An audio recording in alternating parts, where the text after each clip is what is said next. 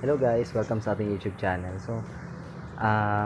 Sa video ito guys, ituturo ko sa inyo kung ano-ano yung mga basic requirements na madalas hinahanap kapag ikaw ay mag-a-apply ng trabaho. So kung ikaw ay first time job seeker guys, um, gusto mo nang magtrabaho, ayaw mo nang maging pabigat sa bahay nyo, no? Gusto mo nang makatulong sa magulang mo. So, kindly consider guys yung mga sasabihin ko na lang din ng mga requirements. Ito guys, itong mga requirements na to guys, is ito yung mga based sa na experience ko guys. Ito yung mga requirements na hinahanap nung mga time na nag-a-apply ako guys ng trabaho. So gusto ko lang din i-share sa inyo to guys para in case na maghanap ka na ng trabaho, nakatulong sa iyo ang video na to. Okay guys, so umpisahan na natin.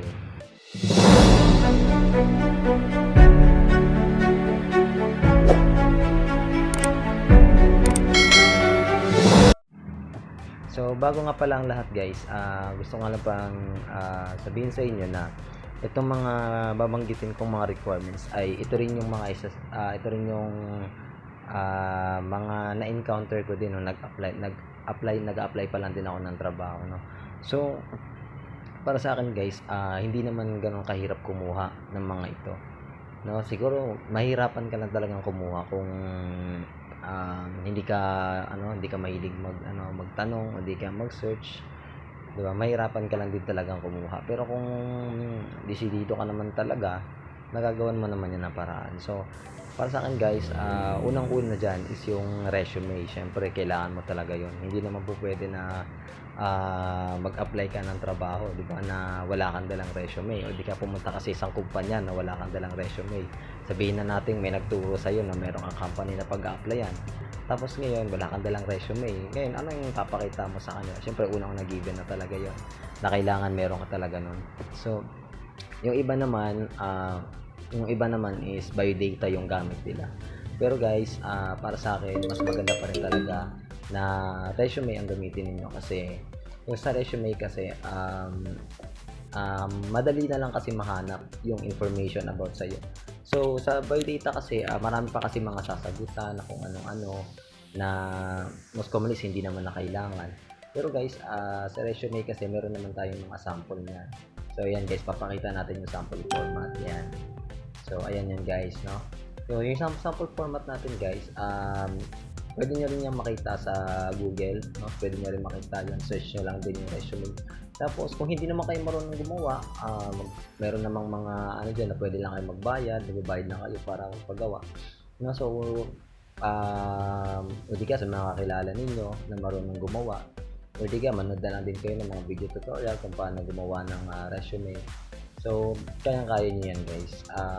Lang din kayo, mag-research lang din kayo, no? So ang pangalawa dyan na ina-encounter ko is yung PSA certificate or yung yung PSA certificate nga, yung live birth, no? So isa talaga rin yan sa hinahanap, pero hindi naman lahat ng company talaga is naghahanap niyan. Meron lang iilan din na company na naghahanap niyan, no? Pero tulad nga nasabi ko kanina, depende pa rin sa requirements na ibibigay sa inyo ng company yung mga kukunin yung requirements. So itong mga ito guys, sa mga sinabi ko is ito lang naman is yung mga dapat ninyong i-prepare in case pag mag-a-apply na kayo ng trabaho, no? So pangatlo diyan sa requirements na encounter ko din is yung NBI clearance tsaka police clearance. So sa NBI clearance naman guys, magda-drop na lang ako ng mga link kung saan kayo kung saan ninyo makukuha yung mga requirements na ito guys na sasabihin ko sa inyo. So sa NBI clearance naman guys is sa ngayon kasi is kailangan mo na talaga magpa-appointment para makakuha ka ng NBI clearance. No, so meron namang iba na yung mga sa online na pwede kang magbayad din para ipa-appointment ka. Pero para sa akin guys, kaya nyo na to kahit kayo na mismo ang gagawa, kaya nyo na yan. So magde-drop na lang ako ng link dyan guys.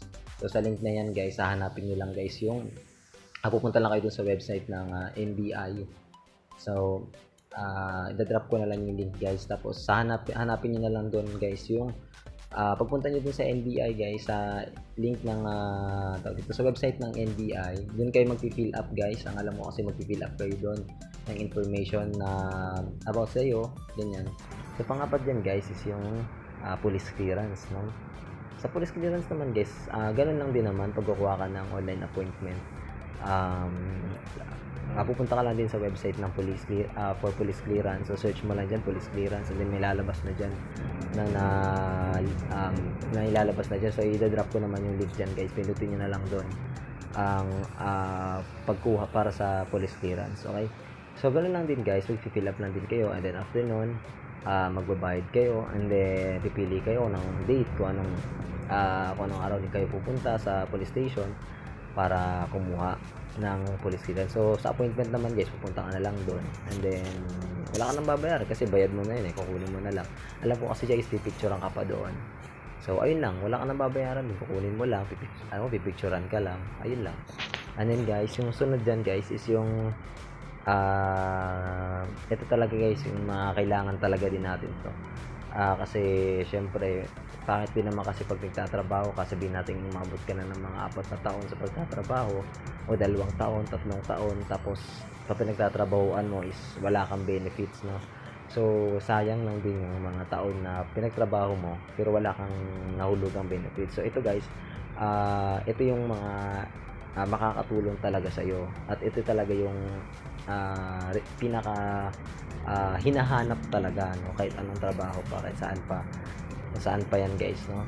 So yung mga requirements na yan guys is yung tinatawag natin SSS, yung Social Security System, and the next is yung PhilHealth, and the next is yung Pag-ibig, tapos yung TIN number, no?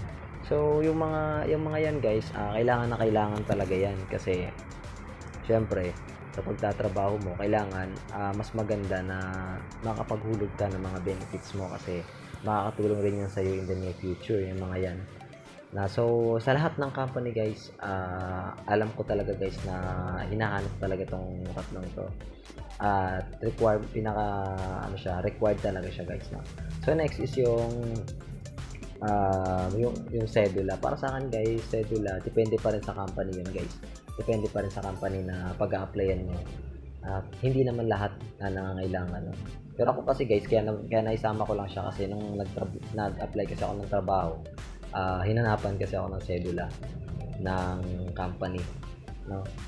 Pero tulad ng sabi ko, depende pa rin sa company guys sa pag-a-applyan ninyo.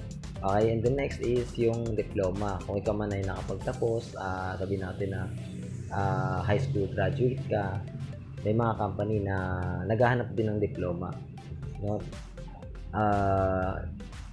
Pero may mga ilan naman guys na hindi na hinahanap, pero lalo na kung alam ko kasi guys, kung mga factory job, mga factories, sa mga factory guys, hindi naman na masyadong hinahanap yung diploma, hindi naman na ganun ka ang requirements na diploma. Pero guys, sabihin na lang natin guys, siguro na ako nasa nasa mga sales kayo, magtatrabaho kayo sa sales, sabihin natin ahente, sabihin natin na mga sales associate, yan, may mga company pa rin talaga na naghahanap ng diploma, no? Kahit na sabihin natin high school graduate ka, diba? And then especially naman siguro yung mga college graduate, hinahanapan talaga yan sa iba, pero hindi lahat ng company guys naghahanap. Okay, so yun guys, sa panghuli natin na requirements is yung medical certificate. Sa akin naman guys, na-experience ko naman na sa medical certificate, nung nag-apply kasi ako ng trabaho guys, agency kasi may hawak sa akin nun, no? So nung nag-apply ako sa kanila, kasama dun sa requirements is yung medical certificate. Binigyan lang nila ako guys ng recommendation sa isang health center na ibibigay ko lang yon, tapos makaka-less ako ng babayaran sa medical certificate na yun. So ayun guys, kompleto naman na yun guys, sa medical certificate na yun. Binayaran ko lang yata nun is nasa 500 plus 550 na ganun, kasi ayun nga, dahil nga dun sa recommendation ng agency. So ayun guys, ayun yung mga requirements na na-experience ko guys na nung ako ay nag-a-apply pa lang ng trabaho, yan yung mga kinuha kong requirements. So guys, suggest ko lang guys na huwag niyo masyadong i-pressure yung sarili niyo. Huwag niyo masyadong bilisan na makuha yung mga requirements na yan. So para sa akin guys, unti-untiin niyo lang guys sa pagkuha ng requirements. So makukuha niyo rin naman yan guys ng siguro sabihin na lang natin guys na 2 weeks ganyan. Within 2 weeks siguro tapos yun na yan lahat guys. Kung ano, pero kahit unti-untiin niyo lang guys, huwag niyo masyadong madaliin. Kayang-kaya niyan guys. So guys, ito yung mga list ng mga requirements guys, no? At sa mga future videos ko guys, i-explain ko rin yan guys, yung mga bagay na yan, like kung paano kumuha sa SSS online, ganyan. So magagawa ko ng sariling ibang video dyan para sa mga yan guys.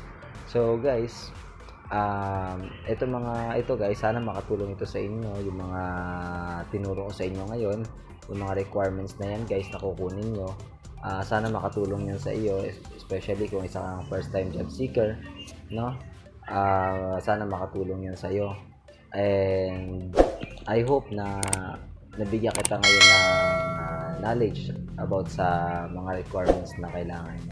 Okay, so thank you sa panonood and see you on my next video. So hanggang dito na lang, and thank you and God bless po.